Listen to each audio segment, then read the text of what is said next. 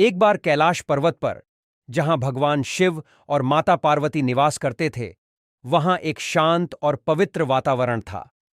पर्वत की छोटी से नीचे की ओर देखने पर हिमालय की बर्फ से ढकी चोटियां और गंगा का पवित्र जल प्रवाहित होते हुए दिखता था।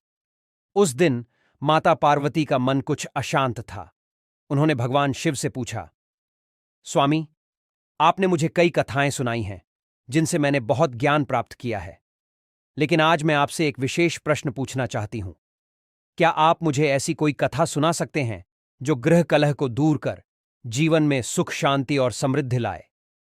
भगवान शिव मुस्कुराए और अपनी तीसरी आंख बंद करके गहरी ध्यानावस्था में चले गए। थोड़ी देर बाद उन्होंने माता पार्वती की ओर देखकर कहा, हे पार्वती, तुमने एक अत्यंत महत्वपूर्ण प्रश्न पूछा है। आज मैं तुम्हें भाद्रपद अमावस्या की कथा सुनाता हूं, जो न केवल गृह कलह को दूर करती है, बल्कि पूरे जीवन को सुख, शांति और समृद्धि से भर देती है। यह कथा अत्यंत पवित्र और प्रभावशाली है। इसे सुनने और अनुसरण करने से मनुष्य के जीवन में सभी प्रकार की समस्याएं समाप्त हो जाती हैं।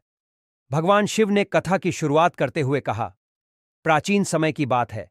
सत्यपुर नामक एक महान राज्य था। इस राज्य की स्थापना महाराज धर्मवीर ने की थी और उनके वंशजों ने इसे अत्यंत समृद्ध और शक्तिशाली बनाया। इस राज्य के वर्तमान शासक राजा जयसिंह थे, जो अपने पूर्वजों की तरह वीर, बुद्धिमान और न्यायप्रिय थे। सत्यपुर राज्य में शांति, समृद्धि और धार्मिकता का वास था। लेकिन एक समय ऐसा आया जब राजा जयसिंह के महल में अचानक गृह कलह और अशांति का माहौल बन गया। राजा जयसिंह और रानी पद्मावती इस स्थिति से अत्यंत चिंतित हो गए। उन्होंने राज्य के सबसे बड़े ज्योतिषी और विद्वान मंत्री वशिष्ठ से इस समस्या का समाधान पूछा।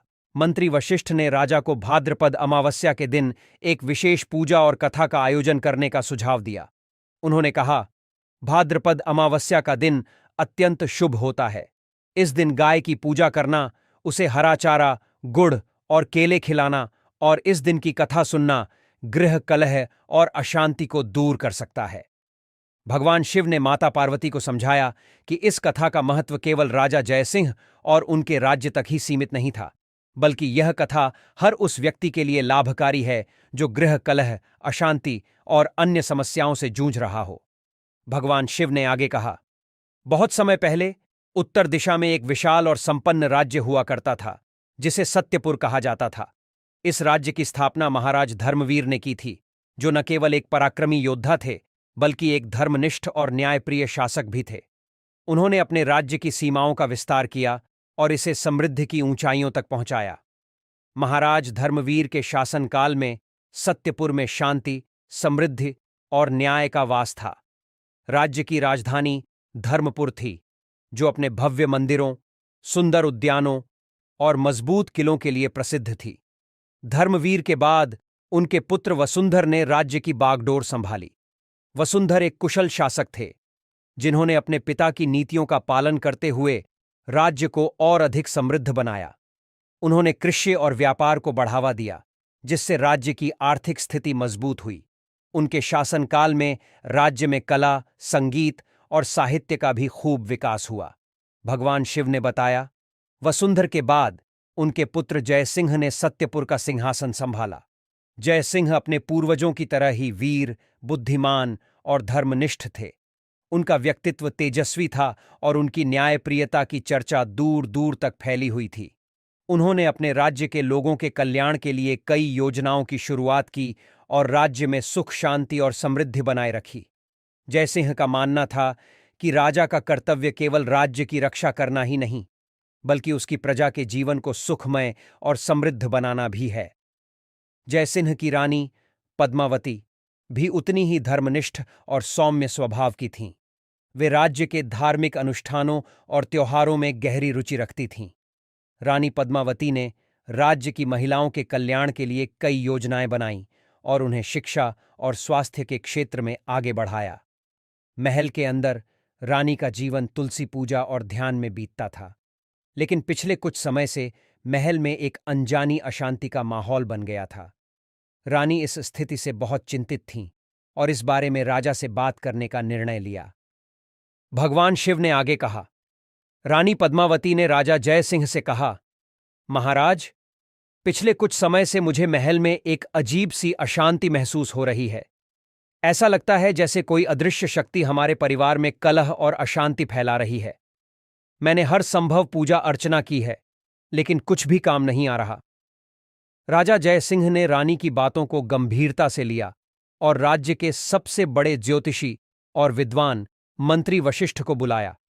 वशिष्ठ ने राजा और रानी की समस्या को ध्यानपूर्वक सुना और कहा, महाराज, रानी की चिंता बिल्कुल सही है। यह अशांति किसी अदृश्य शक्ति का परिणाम हो सकती है, जिसे शांत करने के लिए हमें एक विशेष उपाय करना होगा। वशिष्ठ ने राजा जयसिंह को भाद्रपद अमावस्या के दिन विशेष पूजा और कथा का आयोजन करने का सुझाव दिया। उन्होंने कहा, भाद्रपद अमावस्या का दिन अत्यंत शुभ होता है। इस दिन गाय की पूजा करना, उसे हरा चारा, गुड़ और केले खिलाना और विशेष कथा का श्रवण करना गृह कलह और अशांति को दूर कर सकता है। यदि आप इस दिन पूरे राज्य में इस पूजा का आयोजन करेंगे तो न केवल महल में बल्कि पूरे राज्य में सुख शांति का वास होगा। राजा जयसिंह ने मंत्री वशिष्ठ की सलाह को आदरपूर्वक स्वीकार किया और राज्य में बड़े हर्षोल्लास के साथ इस पवित्र दिन को मनाने का निर्णय लिया। उन्होंने राज्य के सभी प्रमुख व्यक्तियों और प्रजा को इस आयोजन में सम्मिलित होने का निमंत्रण दिया। भगवान शिव ने माता पार्वती को बताया, भाद्रपद अमावस्या का दिन आया। राजधानी धर्मपुर को विशेष रूप से सजाया गया। मंदिरों में दीप जलाए गए, महल में रंग बिरंगे फूलों की सजावट की गई और पूरे राज्य में हर्षोल्लास का वातावरण था। प्रातःकाल ही राजा जयसिंह, रानी पद्मावती, मंत्री वशिष्ठ और राज्य के सभी प्रमुख व्यक्ति महल के प्रांगण में एकत्रित हुए। राजा और रानी ने सबसे पहले तुलसी की पूजा की और फिर गौ माता की पूजा की। पूजा के बाद राजा जयसिंह ने राज्य की प्रजा को संबोधित करते हुए कहा, प्रिय प्रजाजनों, आज भाद्रपद अमावस्या का पवित्र दिन है। इस दिन हम सभी को गौ माता की पूजा करनी चाहिए और उन्हें हरा चारा, गुड़ और केले खिलाना चाहिए। इससे हमारे जीवन में सुख शांति और समृद्धि आएगी। इस विशेष दिन की कथा सुनना भी अत्यंत महत्वपूर्ण है, इसलिए मैं आप सभी से आग्रह करता हूं कि आप इस कथा का श्रवण अवश्य करें। इसके बाद मंत्री वशिष्ठ ने भाद्रपद अमावस्या की कथा सुनाई। कथा इस प्रकार थी। प्राचीन समय में एक छोटे से गांव में धर्मदास नामक एक गरीब ब्राह्मण और उसकी पत्नी सरस्वती रहते थे। उनका जीवन अत्यंत गरीबी में बीत रहा था और घर में हमेशा झगड़े होते रहते थे। एक दिन एक साधु उनके घर आया और उन्होंने साधु की सेवा की। साधु ने प्रसन्न होकर कहा, भाद्रपद अमावस्या के दिन गाय की पूजा कर उसे हरा चारा, गुड़ और केले खिलाओ और इस दिन की कथा सुनो।